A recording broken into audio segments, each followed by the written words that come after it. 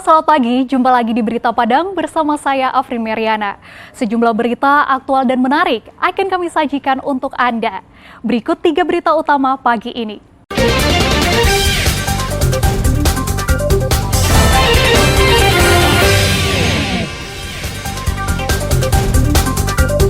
Kecelakaan beruntun libatkan 6 kendaraan, 10 orang luka-luka. Diduga terima gratifikasi, mantan anggota DPRD Sumatera Barat dilaporkan ke polisi. Puluhan kendaraan mati pajak terjaring razia.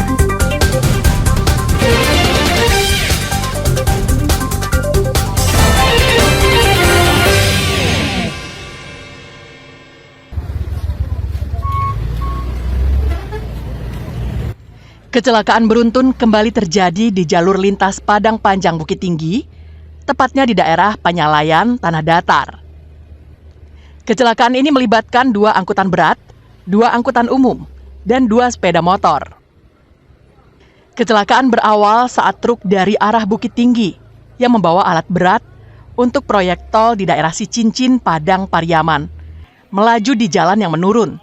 Saat berada di daerah Panyalayan, Tanah Datar, sistem pengeremannya mengalami masalah. Pengemudi truk Riki Pratama, warga Tebing Tinggi, Sumatera Utara, berusaha mengendalikan truk. Namun karena laju truk yang kencang di jalan turunan tidak terkendali, akhirnya menghantam 2 angkutan umum yang syarat penumpang. Kedua angkutan umum itu terpental ke sisi kiri jalan.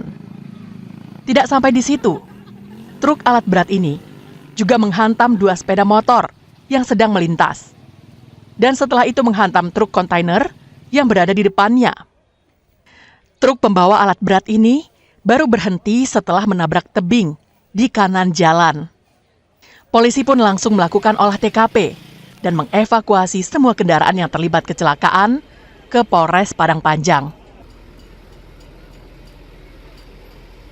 4 kendaraan dan 2 kendaraan bermotor yang mengakibatkan korban kurang lebih 10 yang masih terdata. Saat ini kami fokus untuk melaksanakan evakuasi. Sampai saat ini alhamdulillah sudah bisa dievakuasi dan kita saat ini melaksanakan olah TKP.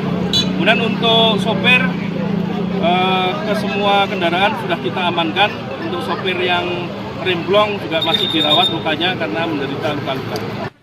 Akibat dari kecelakaan ini, 10 orang mengalami luka-luka dan dilarikan ke Rumah Sakit Ibnu Sina Padang Panjang dan RSUD Padang Panjang untuk menjalani perawatan, termasuk sopir alat berat penyebab kecelakaan. Insiden kecelakaan ini ditangani oleh Satuan Lalu Lintas Polres Padang Panjang. Sri Louis melaporkan dari Padang Panjang.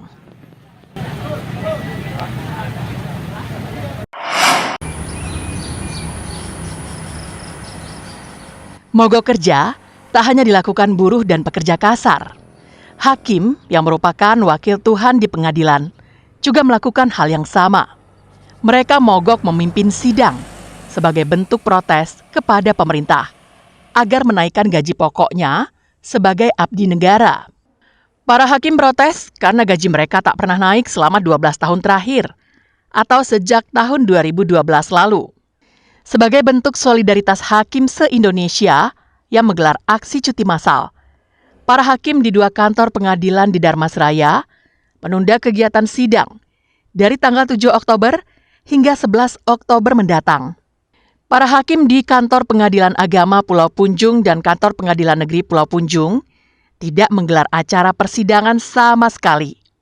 Suasana halaman Pengadilan Negeri, Pengadilan Agama, dan ruang tunggu masing-masing pengadilan yang biasanya riuh rendah dengan kehadiran keluarga terdakwa, para pengacara, jaksa, dan masyarakat umum. Kali ini sangat lengang. Ruangan sidang pun kosong melompong. Juru bicara Ikatan Hakim Indonesia Cabang Pulau Punjung, Afif Waldi mengatakan, aksi ini sebagai bentuk solidaritas hakim se-Indonesia yang menuntut kenaikan gaji pokok.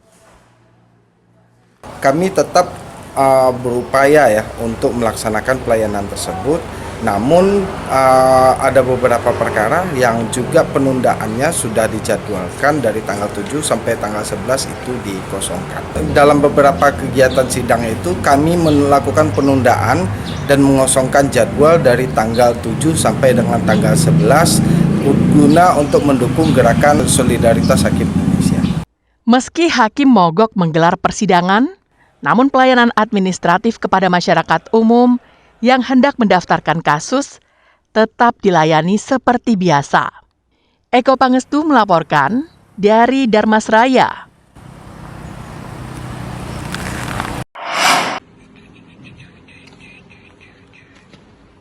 Sepanjang tahun 2024 hingga bulan Oktober ini, Kejaksaan Negeri di Sumatera Barat telah melakukan 30 perkara melalui program restoratif justice atau keadilan restoratif. 6 di antaranya dilakukan di Kejaksaan Negeri Padang.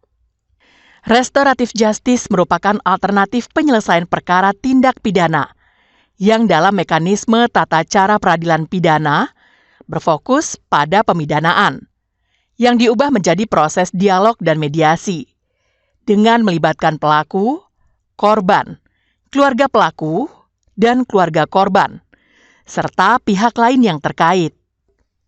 Keadilan restoratif masuk untuk pertama kalinya dalam sistem peradilan pidana di Indonesia melalui upaya diversi yang wajib dilakukan pada tahap penyidikan, penuntutan, dan persidangan.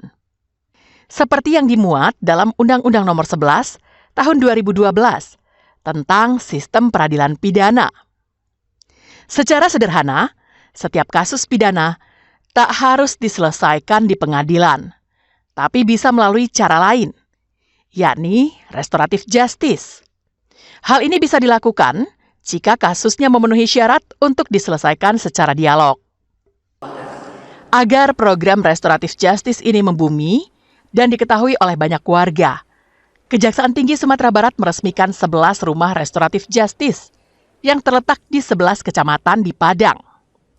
Peresmiannya dilaksanakan di Aula Kantor Wali Kota Padang di daerah Ayapaca. Bersamaan dengan program restoratif justice, Kejaksaan juga bekerja sama dengan Basnas, Balai Pelatihan Vokasi Produktivitas Padang, dan Elkam. Kerjasama ini dilakukan untuk mengakses modal bantuan dan memberikan pelatihan bagi pelaku tindak pidana ringan yang dibebaskan melalui program RJ. Kan penyelesaian pidana, restoratif justice tersebut adalah salah satu penyelesaian masalah pidana. Tentunya dengan syarat-syarat tertentu bahwa semua masalah pidana tidak harus diselesaikan di pengadilan. Dengan syarat-syarat tertentu yang saya tadi sebutkan di saat sambutan, misalnya baru pertama kali melakukan tindak pidana, ancamannya tidak boleh lebih dari 5 tahun, kedua belah pihak mau saling memaafkan. Nah, itu kita lakukan perdamaian. Pemko Padang mendukung berdirinya rumah restoratif justice di 11 kecamatan. Karena tidak semua perkara yang harus diselesaikan di meja pengadilan. Mendorong dan juga memastikan kecamatan ini menjadi tempat bagi pelaksanaan restoratif justice di bawah bimbingan Pak Kejaksaan. Tentu ini menjadikan masyarakat kita lebih tenang, lebih nyaman, dan tidak semua perkara harus diselesaikan di pengadilan, bisa melalui restoratif justice. Keadilan restoratif menjadi salah satu alternatif penyelesaian perkara pidana. Hal yang menjadi pembeda dari penyelesaian perkara itu adalah adanya pemulihan keadaan kembali pada keadaan sebelum terjadinya tindak pidana. Sehingga melalui konsep penyelesaian keadilan restoratif, kehidupan harmonis di masyarakat dapat pulih kembali. Robiham melaporkan dari Padang.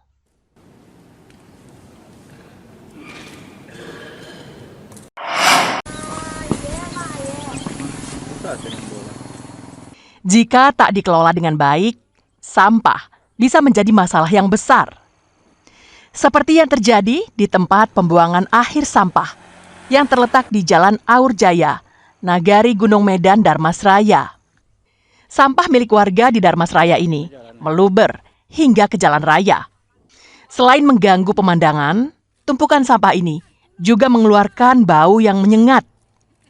Sejatinya, sampah yang dibuang ke tempat ini harus ditumpuk dan dipindahkan secara berkala.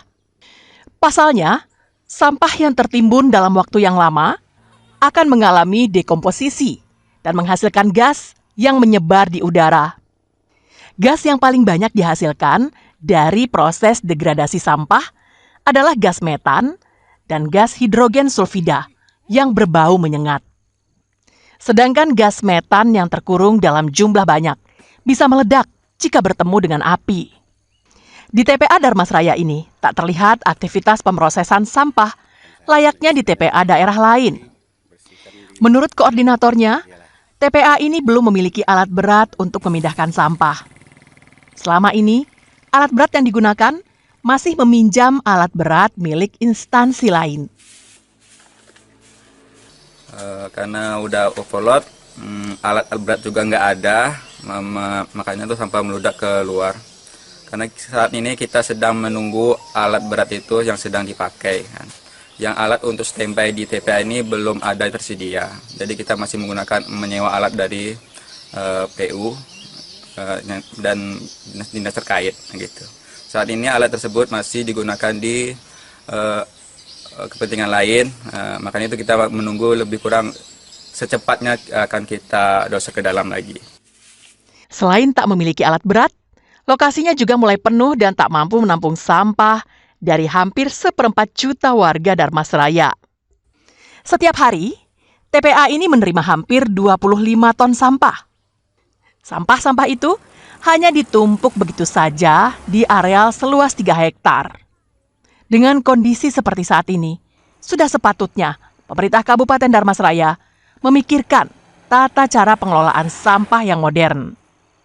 Eko Pangestu melaporkan dari Darmasraya. Iya, ke jalannya.